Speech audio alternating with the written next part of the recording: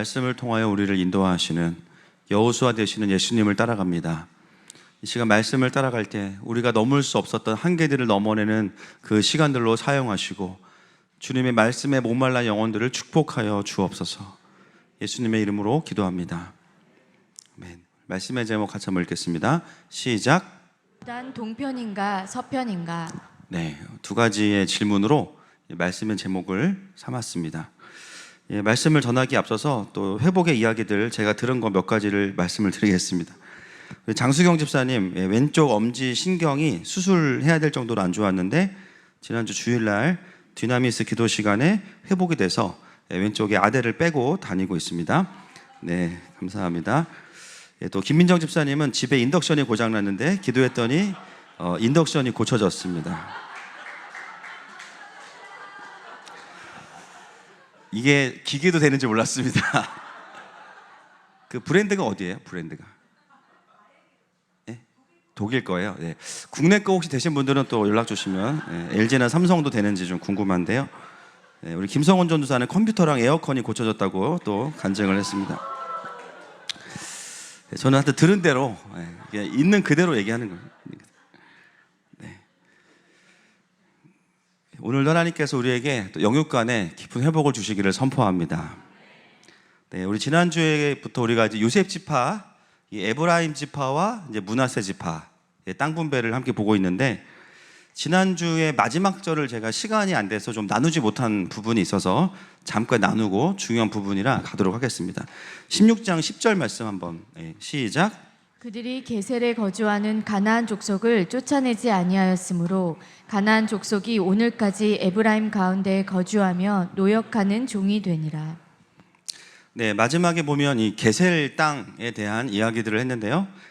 게셀에 있는 가나안 족속을 에브라임 지파가 쫓아내지 못했습니다. 그 이유는 그들을 종으로 부리기 위해서, 자기의 생활의 편의를 위해서 하나님의 말씀에 불순종했어요. 그죠?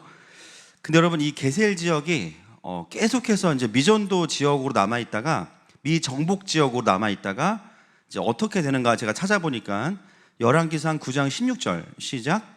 전에 애굽 왕 바로가 올라와서 게셀을 탈취하여 불사르고 그 성읍에 사는 가나안 사람을 죽이고 그 성읍을 자기 딸 솔로몬의 아내에게 예물로 주었더니.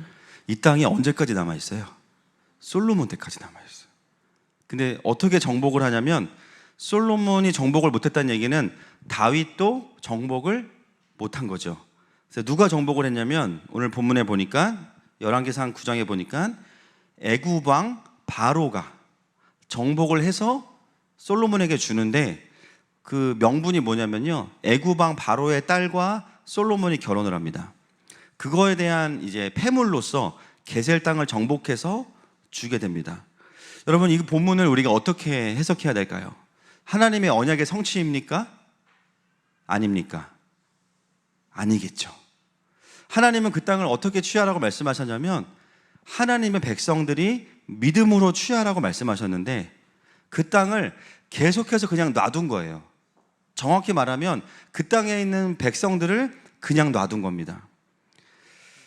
그랬을 때 어떤 열매를 맺게 되냐면 솔로몬이 애굽 왕 바로의 딸과 결혼한 것은 뭐 정략적인 정치적인 이유도 있지만 영적으로 보면은 무엇과 관련이 있냐면 우상 숭배입니다. 그 우상 숭배의 열매로서 하나님의 땅을 받게 되는 아주 애매한 일이 벌어지게 되는 건데요. 여러분, 솔로몬이 이 땅을 받았어야 됩니까? 안 받았어야 됩니까? 안 받았어야 됩니다. 사실은 근본적으로는 바로의 딸과도 결혼하지 않았어야 됩니다. 결국 어떻게 되냐면요, 그 게셀 땅을 받은 다음에 거기에다가 수많은 견고한 성들과 집들을 막 만들어요. 근데 그것은 하나님의 통치의 개념과 제단의 개념이 아니라 그 땅이 바로 우상을 섬기는 제단으로서의 집과 성들을, 견고한 성들을 거기에 막 세우게 됩니다. 그래서 이 게셀 땅은 이방 우상과의 깊은 연합을 상징하는 건물들로 가득 채워지게 됩니다. 여러분, 이 게셀이 주는 메시지가 너무 강력해요. 영적인 부분도 마찬가지입니다. 여러분, 우리가 하나님 앞에서 다룸을 받아야 되고 믿음으로 취해야 되는 부분들이 있는데 그것을 믿음으로 돌파하지 않고 방치하면 거기에는 반드시 견고한 어둠의 집이 생깁니다. 내가 순종하라고 말씀하셨는데 내가 돌파하지 않아요? 예? 너무 오래 방치하면 어떻게 돼요? 그것이 나중에 기업이 되는 것이 아니라 원수들의 집이 생길 수 있다는 겁니다. 그래서 오늘 이 게셀 땅이 주는 교훈은 뭐냐면, 하나님이 나에게 어떤 문제들을 다루시거나 말씀하실 때 웬만하면, 따라서 웬만하면 좋은 말로 할 때 순종하자. 예, 하나님은 간 보는 거 아니에요. 할렐루야. 예, 하나님은 선하십니다. 나의 어떤 생활의 편의를 위해서 하나님의 말씀을 양보하기 시작하면 그 부분이 원수들이 집을 짓는 땅으로 바뀌게 된다는 사실입니다. 여러분, 그러므로 오늘도 하나님의 말씀 앞에서 바로 순종하고 반응하시는 저와 여러분 되시기를 축복합니다. 오늘은 이어서 이제 에브라임 지파를 마무리하고 또 다른 지파인 므낫세 지파의 땅 분배를 보겠습니다. 자, 1절 말씀 보겠습니다. 시작. 므낫세 지파를 위하여 제비 뽑은 것은 이러하니라. 므낫세는 요셉의 장자였고 므낫세의 장자 마길은 길르앗의 아버지라. 그는 용사였기 때문에 길르앗과 바산을 받았으므로. 네, 1절에 보면 이제 므낫세 지파가 여러분 아시겠지만 요단을 건너기 전에 반지파가, 또 그중에 반지파가, 반이라는 게 이름이 아닌 거 아시죠? 절반을 말합니다. 므낫세의 절반이 땅을 얻어요. 그리고 강을 건너고 나서 또 이 서편에 와서 나머지 절반이 땅을 얻습니다. 그런데 오늘 사실은 요단 서편의 땅 분배를 말해야 되는데, 그걸 말하기 전에 1절에 보면 요단 동편의 분깃을 얻은 므낫세 반지파를 먼저 소개합니다. 그 이유가 있습니다. 이 이유는 설교의 마지막에 말씀을 드리겠지만 이게 좀 복선인데요. 이 1절에 보시면 요단 동편의 기업을 얻은 므낫세 반지파는 누구의 가문이 이제 거기 있냐면 용사 마길의 가문이 거기 있습니다. 마길. 1절 말씀을 보니까 보이시죠? 용사 마길입니다. 므낫세 지파에 아주 유력한 용사라는 이 마길이 있었고요. 이 마길이 요단 동편의 길르앗에 있었던 아모리인들을 쫓아냈기 때문에 그 땅을 차지할 수 있었어요. 그래서 이 동편에서 받은 땅이 길르앗과 바산입니다. 오늘 본문은 서편의 땅 분배를 말하기 전에 동편의 땅 분배를 이야기하면서 특이한 단어가 있는데요. 제가 전에 다루지 않았지만 여호수아 13장 29절 보겠습니다. 이 므낫세 반지파에게 좀 특이한 점이 하나가 있습니다. 시작. 모세가 므낫세 반지파에게 기업을 주었을 때 므낫세 자손의 반지파에게 그들의 가족대로 주었으니. 여기서 이 지파라는 단어가 다른 12지파를 말할 때 쓰는 그 지파라는 단어가 이제 마테라는 단어인데요. 여기서 쓰이는 지파는 쉐베트라는 단어가 쓰였습니다. 이것은 어떤 단어냐면 왕족들에게만 쓰는 칭호입니다. 근데 그 유일한 단어를 한 번 쓰였는데 누구한테 썼냐면 므낫세 반지파. 정확하게는 요단의 서편이 아니라 동편에 마길 가문을 이야기할 때 이 단어를 쓰고 있습니다. 학자들은 이 13장에서 왜 이 단어가 쓰였는지에 대해서 뭐라고 말했냐면 앞으로의 연구 과제이다라고 이야기하고 넘어갔습니다. 그래서 논문들을 찾다가 너무 막 기대가 됐는데 앞으로의 연구 과제다. 네, 할렐루야. 그래서 이제 여러분, 그 이유가 사실은 오늘 이 17장에서 풀어져요. 왜 여호수아는 이 므낫세 반지파, 특별히 동편에 있는 이 마길의 가문을 이야기하면서 이 왕족이라는 단어를 사용했는가? 예, 오늘 그게 좀 풀어지게 됩니다. 자, 2절로 일단 넘어가겠습니다. 시작. 므낫세의 남은 자손을 위하여 그들의 가족대로 제비를 뽑았는데 그들은 곧 아비에셀의 자손과 헬렉의 자손과 아스리엘의 자손과 세겜의 자손과 헤벨의 자손과 스미다의 자손이니 그들의 가족대로 요셉의 아들 므낫세의 남자 자손들이며. 여러분이 므낫세 지파를 소개하는 내용이 여기도 있지만요, 그 앞에 보면 민수기 26장 29절부터 34절에도 있습니다. 똑같아요. 그런데 오늘 본문은 똑같지만 조금 더 한 어떤 그 가문에 초점을 맞추어서 이야기가 흘러가고 있습니다. 자, 3절 말씀 시작. 헤벨의 아들 길르앗의 손자 마길의 증손 므낫세의 현손 슬로브앗은 아들이 없고 딸뿐이요 그 딸들의 이름은 말라와 노아와 호글라와 밀가와 디르사라. 그 므낫세 반지파 중에서도 헤벨 그리고 손자 마길, 용사 마길의 자녀 중에 누가 있냐면 슬로브핫이 있어요. 근데 이 슬로브핫 가문의 특성은 뭐냐면 뭐가 없어요? 아들이 없고 딸만 몇 명이에요? 5명 있어요. 딸만. 오늘 이 므낫세 지파의 땅 분배를 말하기 이전에 서론에 나오는 이 두 스토리가 굉장히 중요합니다. 그러면서 이 슬로브핫의 딸들의 이야기로 우리를 데려가는데, 자 4절과 5절, 6절까지 보겠습니다. 시작. 그들이 제사장 엘르아살과 눈의 아들 여호수아와 지도자들 앞에 나와서 말하기를 여호와께서 모세에게 명령하사 우리 형제 중에서 우리에게 기업을 주라 하셨다 하매 여호와의 명령을 따라 그들에게 그들의 아버지 형제들 중에서 기업을 주므로 요단 동쪽 길르앗과 바산 외에 므낫세에게 10분깃이 돌아갔으니 므낫세의 여자 자손들이 그의 남자 자손들 중에서 기업을 받은 까닭이었으며 길르앗 땅은 므낫세의 남은 자손들에게 속하였더라. 네. 여러분 성경을 통독하면서 우리가 이번 주에 어디까지 읽었죠? 말씀 기도자단에서 민수기까지 읽었죠. 예, 기억나실 겁니다 아마. 민수기 27장에 가면 이 슬로브핫의 이야기가 나와요. 슬로브핫 딸들의 이야기. 제가 굳이 지금은 읽지 않겠습니다. 핵심은 뭐냐면 원래 이스라엘에서 관습이 뭐였냐면 아들을 통해서만 기업을 얻고 내려가는 것이 이스라엘의 관습이었어요. 근데 이 므낫세 지파 중에 이 헤벨의 자녀인 슬로브핫에게는 아들이 없는데 딸만 5이 있는데 이 슬로브핫이 광야에서 죽습니다. 그때 이 슬로브핫의 5 딸들이 어떻게 했냐면 모세를 찾아가서 아들이 없기 때문에 우리 가문이 종족 중에서 사라지는 것이 옳습니까? 이렇게 따져요.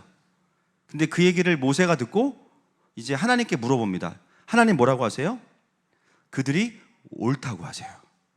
예, 보세요. 7절 말씀. 자, 그 앞에 보세요. 앞에. 시작. 여호와께서 모세에게 말씀하여 이르시되 슬로브와 딸들의 말이 옳으니 너는 반드시 그들의 아버지의 형제 중에서 그들에게 기업을 주어 받게 하되 그들의 아버지의 기업을 그들에게 돌릴지니라. 아멘. 하나님이 엄청 쿨하시죠. 네, 그래서 아들이 없으면 딸만 있으면 오케이 기업을 줄게. 그거를 슬로브핫의 딸들이 기억하고 있었어요. 네, 기억하고 있다가 이제 땅을 분배할 때 여호수아에게 와서 그 권리를 딱 이야기합니다. 예, 그러면서 이제 한 가지 조건이 있어요. 뭐냐면 오케이 너네들에게 기업을 줄게. 그런데 한 가지 조건이 있어요. 그게 뭐냐면 민수기 36장에 가보시면 이제 아시겠지만 대신에 다른 지파의 형제들과 결혼하지 말라. 왜냐하면 결혼하는 순간 이 기업은 넘어가게 됩니다. 그래서 다른 형제들의 지파와는 결혼하지 마. 그랬을 때 이 슬로브핫의 5 딸들이 어떻게 해요? 놀랍게도 므낫세 지파의 숙부의 아들들에게 전부 다 시집을 갑니다. 예, 이 자매님들은 독한 분들입니다. 그러니까 제가 느끼게 뭐냐면 다른 지파의 죄송해요. 예, 등신 같은 형제들보다 훨씬 나은 거예요. 다른 지파의 쫄보들보다 훨씬 더 이 기업이 얼마나 소중한지를 알고 있는 자매님들인 거예요. 예.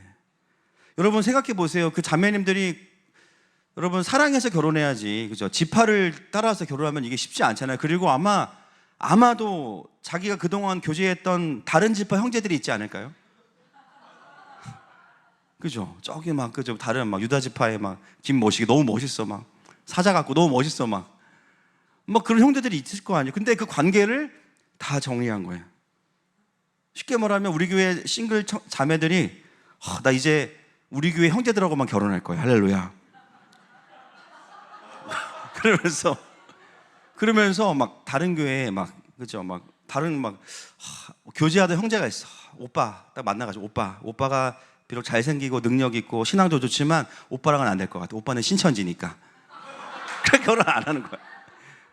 그리고 우리 교회에 정말 주님만 사랑하는 형제들과 정말 맞아 주님밖에 없어요. 그런 형제들과 결혼을 이제 하는 거예요.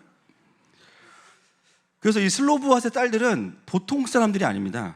예, 강력한 자매들이고 제가 장마 때문인지 모르겠지만 이 슬로브핫의 딸들을 연구하면서 우리 교회 자매님들이 막 떠올랐습니다. 예. 그래서 굉장히 놀라운 거 보면 다른 지파와 다르게 오늘 본문에 보면 므낫세가 10개의 분깃을 나누는데 그 중에 5개가 자매들 거예요. 5대 5예요. 마동석이 싫어하는 5대 5. 누가 5야? 그죠? 그 5대 5를 이 므낫세의 반지파가 그냥 그걸 이룬 거예요. 여러분, 왜 이 앞절에 지금 므낫세의 서편의 그 땅 분배를 이야기해야 되는데 앞에 마길의 용사와 그 가문의 5명의 강력한 자매들을 왜 이야기할까요? 여러분, 이 요단 동편에 있는 이 므낫세 반지파에는 뭐가 있냐면 따라하겠습니다. 돌파의 기름. 하나님의 역사를 보고 그 한계에 갇히는 게 아니라 그걸 믿음으로 취할 때 뭐가 있냐면요, 돌파의 기름이 부어집니다. 먼저는 요단의 서편의 땅 분배를 이야기하기 이전에 요단 그 동편에서 하나님의 언약과 기업을 믿음으로 취했던 사람들의 이야기들을 먼저 하는 이유가 있는 거예요. 여러분, 이 돌파라는 것은 뭐냐면 내 믿음의 한계를 넘어서는 그 지점을 넘어서기 시작할 때 회복을 경험하고 치유를 경험하고 하나님의 나라가 확장되는 것을 경험합니다. 그때 임하는 기름 부으심이 뭐냐면 돌파의 기름 부으심이에요. 여러분, 하늘마음교회는 지금 돌파의 기름 부으심을 경험하고 있습니다. 사람만 치료되는 게 아니에요. 인덕션까지 치료되고 있어요. 여러분, 이 돌파가 어떻게 일어나냐면 믿음으로부터 오는 거예요. 믿음은 어디로부터 옵니까? 그리스도의 말씀입니다. 말씀을 듣는 가운데 소망이 들어오고 절망을 반전시키고 하나님 나라에 대한 언약이 분명하면 그 차이점만큼 믿음이 발생을 해요. 믿음으로 살면서 순종할 때 돌파가 일어나는 거예요. 공동체가 함께 그것들을 넘어내고 지난 10년 동안 하늘마음교회가 전진해 왔던 시간들을 보면 계속 전진만 하지 않았습니다. 어려운 시간도 있었고 막 오르락내리락 했지만 그 시간들을 지나올 수 있었던 것은 뭐냐면요, 한계가 왔을 때 더 예배했기 때문이에요. 한계가 왔을 때 더 하나님 앞에 엎드렸기 때문이에요. 여러분, 돌파는 믿음으로 하는 겁니다. 여러분, 슬로보아스 딸들은요, 오래된 이스라엘의 관습으로 보면 땅을 달라고 말할 수조차 없는 사람들입니다. 근데 어떻게 이들이 가서 믿음으로 우리의 기업을 주십시오라고 말할 수 있겠어요? 이들에게는 용사 마길의 후예이기 때문에 돌파의 기름이 있고 그들이 보고 배웠던 이야기가 뭐냐면 하나님이 주신 기업은 놓치는 게 아니야. 믿음으로 취하는 거야. 그 믿음이 있었기 때문에 단순한 이기주의가 아니에요. 우리의 기업을 우리에게 달라는 거예요. 여러분, 하늘마음 교회뿐만이 아니라 이 대한민국 자체가 돌파의 기름 부음이 있는 나라입니다. 아멘이십니까? 그래서 하나님이 마지막 때에 한국을 쓰시는 거고 그래서 이 나라를 만드신 거예요. 우리가 뭘 가지고 있겠어요, 그렇죠? 우리가 어떤 야망이 있겠습니까? 그러나 하나님 나라를 향한 야망이 있어요. 할렐루야. 그것을 뚫어낼 수 있는 돌파의 기름이 대한민국에 있습니다. 여러분, 전국 각지의 세계에 나가보세요, 그렇죠? 선교사들이 많이 있지만 대부분 대도시 주변에 다 있어요.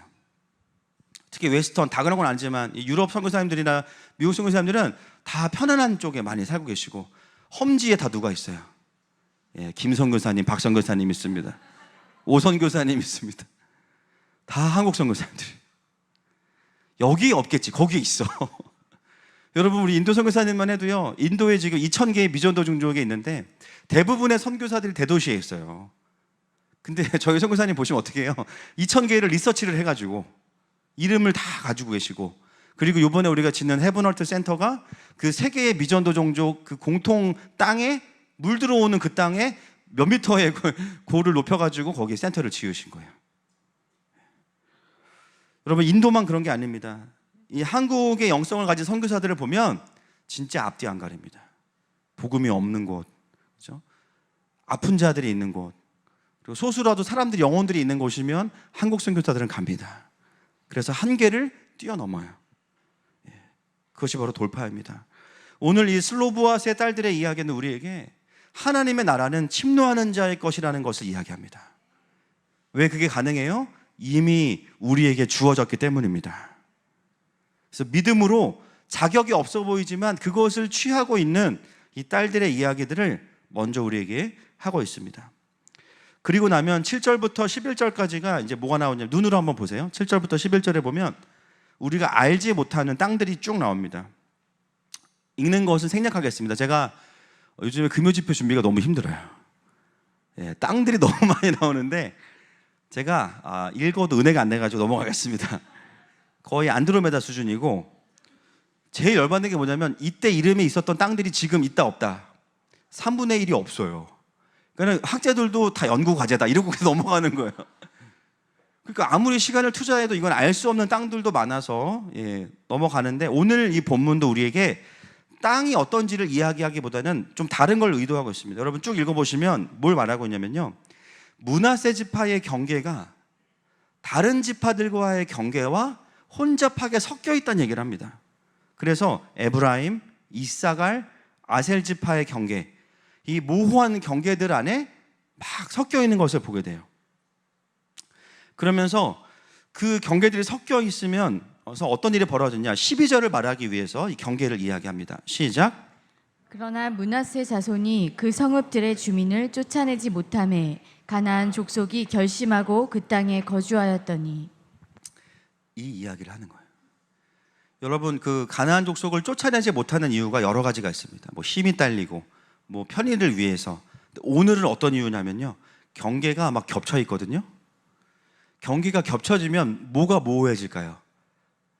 책임이 모호해집니다.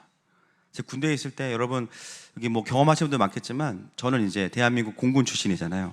그러니까 저에게 전방은 활주로를 지키는 거거든요.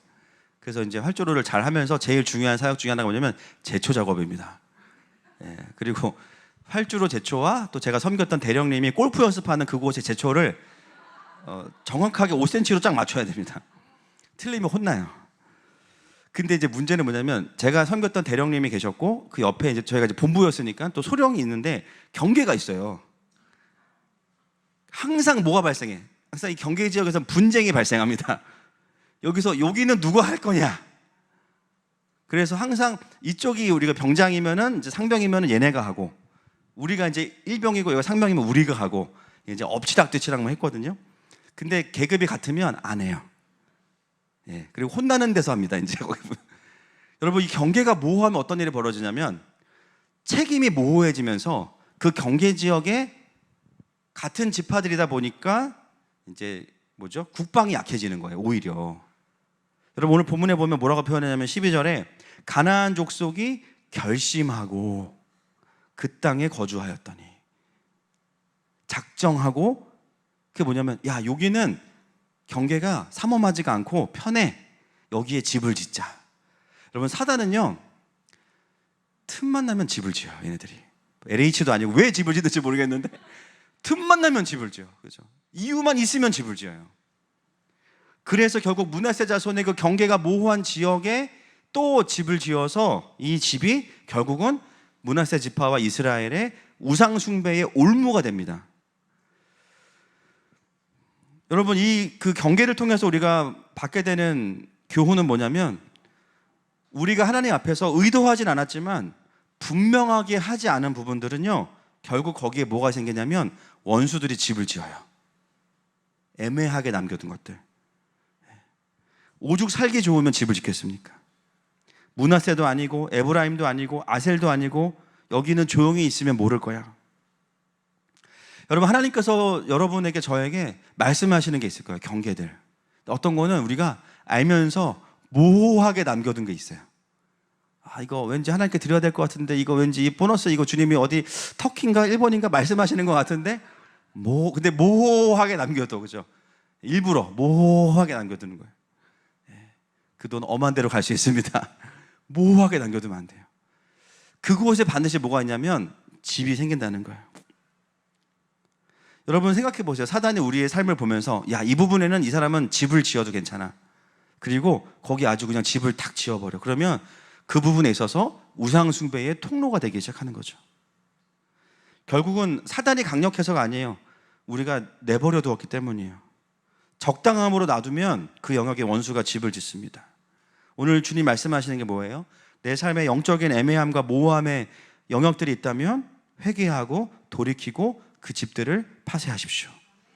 그리고 경계를 분명히 하시고, 그렇죠? 경계 끝까지 기업을 물으시기를 축복합니다.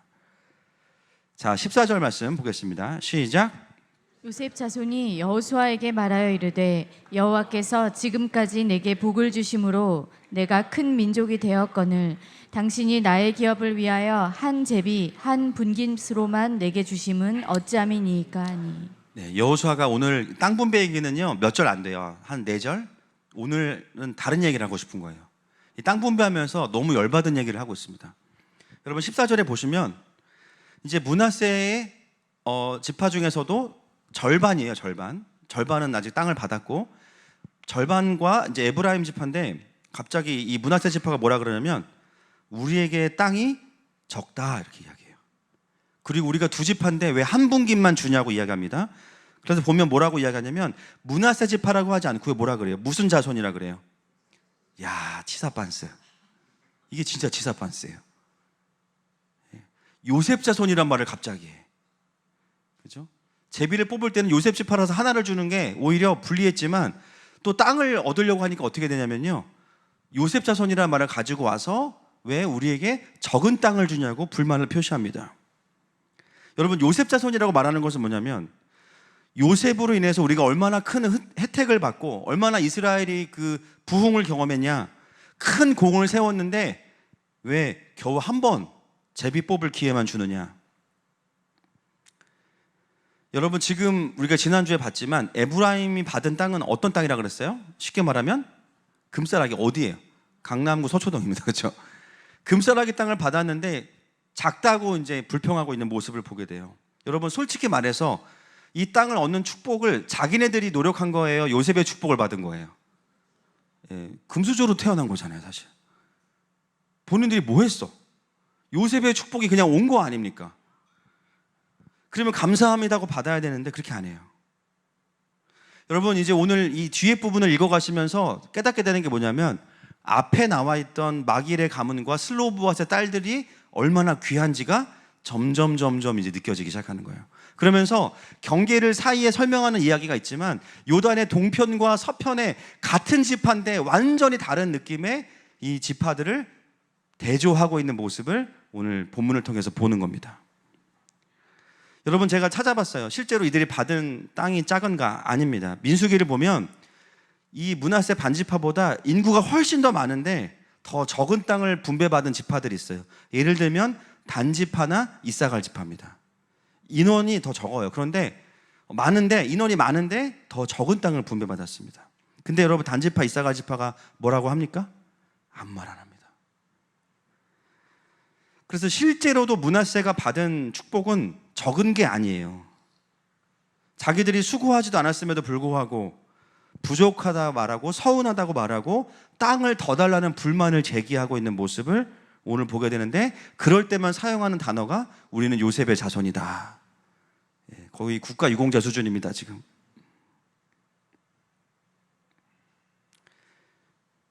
자, 여호수아 4장 12절 보겠습니다. 시작. 르우벤 자손과 갓 자손과 므낫세 반 지파는 모세가 그들에게 이른 것 같이 무장하고 이스라엘 자손들보다 앞서 건너갔으니.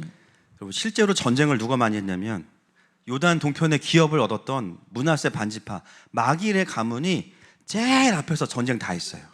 제일 앞에서 그 모든 목숨 걸고 싸우는 거 다 했어요. 여러분 왜 오늘 본문에서 13장에서 여호수아가 요단 동편의 므낫세 반지파에게 왕족이라는 이름을 붙였는지 아시겠죠? 네. 그들은 자기들이 앞에서 모든 싸움을 다 해주고 그리고 노른자 땅이 아니라 그렇죠? 변두리에 가서 지냅니다. 여호수아는 그 므낫세 반지파와 마길의 용사들을 리스펙하고 있는 거예요. 그래서 왕족이라는 단어를 그냥 하나를 딱 써놓은 거예요. 그리고 그 빛이 어디서 나오냐? 바로 여기에요. 여러분 진짜로 하나님 나라를 섬기시는 분들은 말이 없습니다. 말할 힘이 없습니다. 교회 사역하면서 너무 힘들기 때문에 월요일만 기다립니다. 진짜 교회를 제대로 섬기는 사람들은 말이 없어요. 말할 힘이 없어요. 그런 자들을 하나님은 나의 왕의 자녀라고 불러주시는 거예요. 어떻게 그렇게 섬기는 거예요? 하나님의 마음을 알기 때문입니다. 하나님의 마음을 알아야 수고할 수 있는 거예요. 하나님의 마음을 알아야 같이 헌신할 수 있는 거예요. 어떤 복을 받기 위해 하는 게 아니라 하나님의 마음을 알아야 그분과 멍에를 같이 맬 수 있는 거예요. 그런 사람들이 앞장서서 싸우는 사람들이고 목숨 걸고 싸우는 사람들인데, 이분들은요 어떤 분들이냐, 모든 영광은 주님께, 나는 변두리로 가겠습니다. 하나님 뭐라 그래요? 훈장을 탁 달아주시는 왕족. 할렐루야. 여러분, 우리 하늘마음교회가 주님의 영광을 드러내는 킹덤 패밀리가 되기를 축복합니다. 교회가 커지고 뭐 사역이 많아지고 우리가 드러나는 게 아니라, 그죠? 앞장서서 싸우지만 싸우지 않을 때에는 항상 변두리에 가 있는 거예요, 그죠? 주님만 일하시도록. 이미 그런 교회인 줄로 믿습니다. 그래서 요단 동편에 있으면서 말없이 있었던 그 사람들을 보면서 지금 권리를 주장하고 있는 이 비교적 덜 싸운 요단 동편에 이분들을 뭐라고 표현해야 될지 모르겠어요. 이분들, 참 너무 어려워요. 그래서 제가 이 말씀을 준비하면서 막 화도 났다가, 또 어떤 부분은 저도 그런 모습이 있는 것 같아서 회개도 했다가 막 그러고 있는데, 여러분, 원래 이들의 건강한 반응은 어떤 반응이어야 되냐면 감사해야 돼요. 야, 우리가 요셉 지파의 가문에 태어나서 이렇게 좋은 땅을 받았고 너무 감사하다. 할렐루야. 은혜가 채워지면 불평과 불만이 사라집니다. 은혜가 채워지면 감사의 고백만 나오는 거예요. 오늘 이 므낫세 반지파를 보시면요, 정말 더 달라는 이야기만 계속합니다. 권리만 주장해요. 여러분, 같은 그리스도인인데, 같은 므낫세 지파인데 진짜 은혜를 아는 사람, 요단 동편에 있는 사람들이죠. 권리 주장이 별로 없어. 그냥 감사야. 우리가 믿음으로 이 땅을 차지한 것만으로도 감사합니다. 근데 요단 서편의 므낫세 지파 같은 분들은 어떤 거예요? 자기들이 수고하지 않은 것을 유업으로 누리면서도 끊임없이 자기의 필요에 집중하고 부족하다고 말하고 할 말은 해야 되는 사람들, 조금이라도 손해를 보면은 억울해서 못 참는 사람들, 그 모습을 우리에게 보여주고 있는 거죠. 여러분, 자녀가 둘이 있는데요, 한 자녀는 똑같이 줬어요. 똑같이. 그 받은 것에 너무 감사하고 오히려 부모님께 뭐 도와줄 게 없는지 물어보는 자녀가 있고, 한 친구는 오히려 어떻게 보면 형보다 많이 받았는데 부족하다고 말하고 불평하고 불만을 표하고 집안일을 하나도 안 도와준 애가 있다면, 내가 낳았지만, 그죠? 미운 거예요. 여러분, 하나님 아빠 앞에서 어떤 자녀이십니까? 어떤 자녀이십니까 지금? 여러분, 그런 자녀들을 보면 어떤 마음이 드세요? 줬던 것도 그러시면 안 돼요, 그죠? 줬던 건 줘야지. 그 잠언에 보면 낙장 불입이라고 있어요. 마음은 그렇죠. 얘가 감사를 모르는구나. 그러면 더 주고 싶은 마음이 없어요, 사실은. 그러니까 지금 이 여호수아는 땅 분배하다가 너무 뚜껑 열려가지고 고발하고 있는 거, 사실은. 야, 봐라 이거. 얘네 아주 웃기다. 여러분, 왜 요셉 지파도 이 장자의 축복을 받았지만 유다 지파가 더 점점 글씨가 진해지는지 아시겠죠? 이런 이유들이 있기 때문입니다. 여러분, 똑같이 구원받았어요. 근데 신앙생활의 퀄리티가 달라요. 왜 그렇습니까? 하나님이 안 사랑해서 그래요? 아니잖아요. 오늘 우리에게 보여주는 므낫세 이 반지파의 같은 지파, 같은 요셉 자손임에도 불구하고 전혀 다른 축복의 시즌을 가는 이들을 보면서 우리의 모습을 돌이켜보게 하고 있는 것입니다. 여러분, 우리는 완전한 요셉이신 예수님으로부터 구원받은 사람들입니다. 여러분, 살면서 그거보다 더 감사한 게 있습니까? 이 땅에서 고생해봤자 몇 년 하겠어요? 결국 영원한 천국에서 살아갈 텐데, 이 땅에서 사는 거 누리는 게 전부인 것처럼 조금이라도 덜 받으면 서운해하고 안달복달하고 더 달라고 그러고 주님 막 멱살 잡고 막 죽여! 막 그러면서, 우리가 받은 구원으로 충분해요. 할렐루야. 지금 우리의 인생은 보너스의 인생입니다. 결국은 우리에게 이 서편 지역에 있는 이 므낫세 지파와 같은 모습이 드러나는 이유는 내가 받은 구원에 대한 감사와 감격이 많이 희미해졌기 때문인 거예요. 가끔 우리가 기도할 때 그럴 때 있죠. 하나님한테 무슨 보따리 맡겨놓은 사람처럼 기도해요. 강에서 건져주신 것도 아니고 불지옥에서 구원받았는데 보따리에 내놓으라는 거예요. 심지어 왜 날 구원했냐 이러면 어떻게 해요? 다시 불지옥으로 가라 그러실겠어요? 그래서 이 요셉 지파를 자기들이 유리할 때만 사용하는 므낫세 지파를 보면서 너무 치사판세요. 그게 우리의 모습인 게 또 속상한 거예요. 좀 하나님을 섬기라고 하면 이래서 안 되고 저래서 안 되고 돈이 없고 여유가 없고 바쁘고 은혜의 비가 엄청 내리는데 비 사이로 막 가. 와, 그 콜링 사이로 막 가. 와, 어떤 콜링도 이 사람에게 해당이 안 돼. 뭐 교사하고 뭐 다 기가 막혀, 기가 막혀. 샥, 오직 구원과 축복만. 그러면서 기도할 때는 뭐라 그래요? 내가 주님의 자녀입니다. 나를 축복하소서. 내 입을 벌려서 채워주소서. 막 입을 엄청 벌려 막 또 막 악어인 줄 알았어.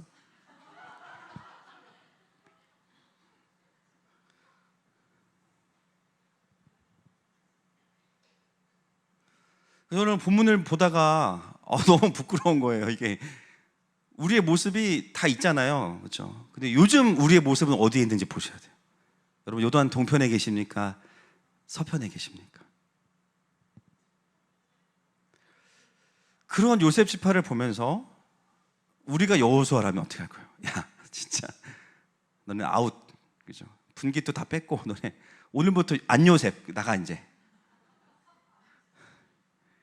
근데 여러분 여호수아가요 진짜 놀라운 리더십을 가지고 있습니다. 우리 같으면 야, 너 양심에 화인 맞았다 이럴 텐데 자 15절 보겠습니다. 시작.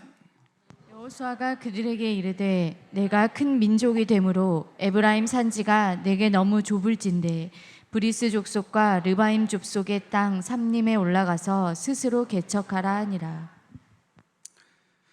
화를 내는 게 아니라 뭐라 그러냐면 어떤 학자들은 그래요. 이게 약간 비꼬는 거다 이렇게 말하는 학자도 있어요. 너가 큰 민족이라며 그러면 넓은 땅이 필요하다고 했지. 그러면 너는 힘이 세니까 네가 개척해. 예. 여기서 개척하다는 단어가 창조하다는 단어가 쓰여 있습니다.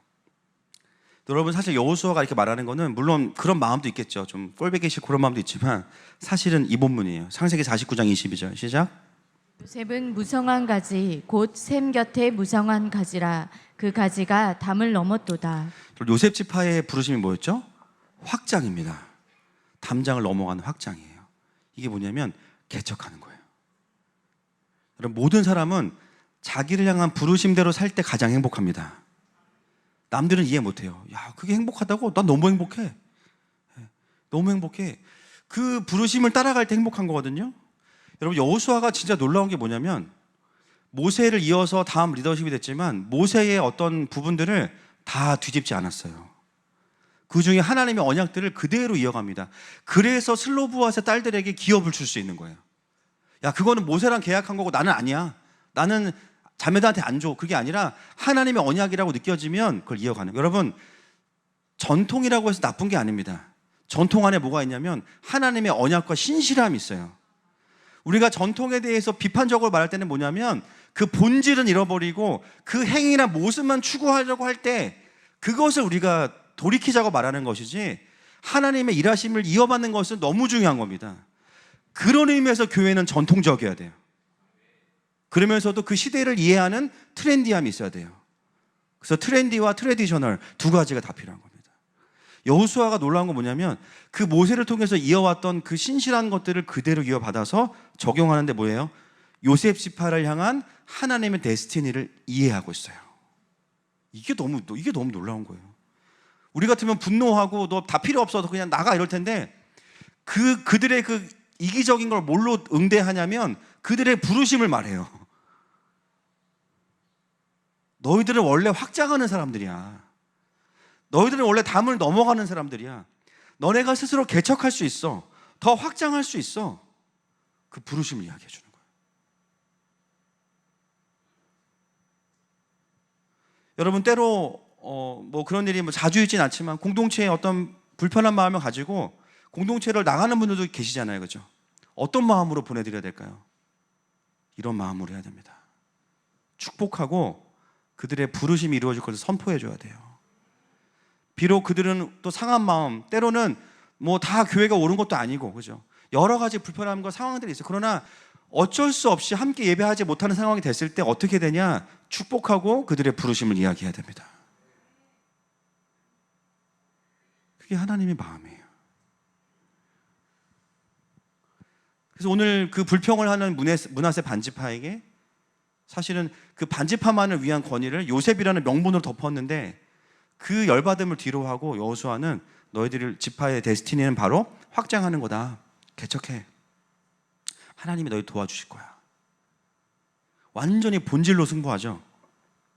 근데 여러분 아시겠지만 이 땅을 이들이 개척해요? 다윗 때 합니다. 그러니까 안 한 거예요. 불평만 하고 실제로는 안 한 거예요. 돌파를 해야 사는데 돌파하지 않으면 어떻게 되냐? 그 자리에 멈추는 게 아니라 갇혀버립니다. 여러분 하나님께서 가자고 하실 때는 무조건 가셔야 됩니다. 그 자리에 있으면 안 돼요. 신앙생활은요 후퇴가 없더라고 보니까. 멈춤도 없어요. 주님이 멈추게 하시다는 이상은 주님이 가자고 하실 때는 무조건 주님과 함께 가셔야 됩니다. 축복합니다. 결국 이들은 돌파하지 않기 때문에 돌파의 기름 부으심이 없어지게 되죠. 그래서 그들이 뭐라고 이야기하냐면 돌파할 생각은 하지 않고 16절 말씀 시작. 요셉 자손이 이르되 그 산지는 우리에게 넉넉하지도 못하고 골짜기 땅에 거주하는 모든 가나안 족속에게는 베스완과 그 마을들에 거주하는 자이든지 이스라엘 골짜기에 거주하는 자이든지 다 철병거가 있나이다 하니. 여러분 이게 얼마나 웃긴 얘기인지 아십니까? 산지를 점령하는데 철병거가 있대요. 여러분 산지에 철병거를 쓸 수 있어요? 이거 월남 스키부대 얘기랑 똑같은 거예요. 지금 불가능한 얘기를 하고 있는 거예요. 아니 무슨 산지에 무슨 철병거를 어떻게 써? 평지도 아니고. 그러니까 이들이 그 땅을 점령할 수 없다고 말하는 이유가 허무맹랑한 얘기예요. 허무맹랑한 얘기. 반대를 위한 반대. 그렇죠? 무조건 부정적인 반응들. 막상 정복하려고 했더니 갑자기 또 약자가 돼서 그들에게는 철병거가 있습니다. 그리고 거기다 산지입니다. 땅을 받을 때는 인구가 많아서 많이 받아야 된다. 전쟁을 하라고 하니까 우리는 힘이 없다. 여행은 신나게 가지만 선교는 끌려간다. 그러면 안 됩니다. 이 모습이 이제 우리 모습인 거죠. 진짜 이게 성경을 안 봐야 돼. 할렐루야. 보면 힘들어요. 이게 진짜. 이게 어떻게 이때나 지금이나 인간이 똑같아요. 진짜 보면. 네. 자 17절 18절 보겠습니다. 시작.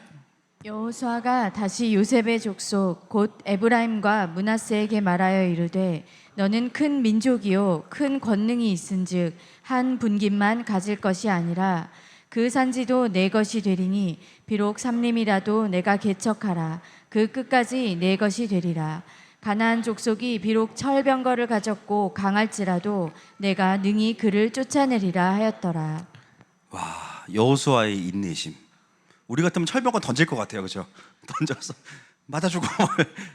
와, 근데 그들의 그 허무맹랑한 말도 안 되는 그거를 또 상대해줘.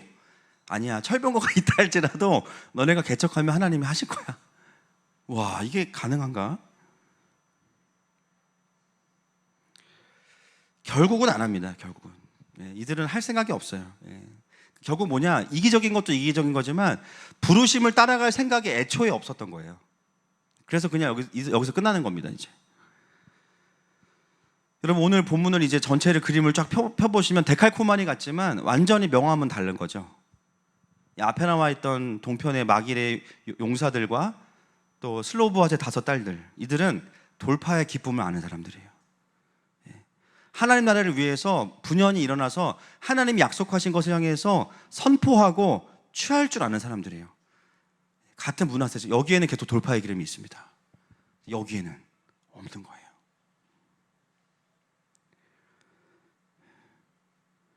여러분 말씀을 좀 맺겠습니다. 여러분 우리는 정말 요셉이신 예수님을 통해서 구원받았고 모든 축복을 받은 사람들이에요. 그런데 우리도 돌아보면 때로는 요단 동편의 모습으로 살 때도 있어요. 요즘엔 제가 봤을 때 우리 성도들 요즘에는 다 동편에 계신 것 같아요. 선교를 나가든 안 나가든 마음들이 다 같이 간다 이런 마음들이 있고, 때로는 돌아보면 서편에 있는 모습들을 가질 때가 있습니다. 그러면서 어떻게 해요? 하나님이 축복 안 하신다. 아니에요. 주님 우리에게 도전하시죠. 너희들의 부르심은 이제는 구원받은 이후에 나와 함께 믿음의 기업을 취하는 거야.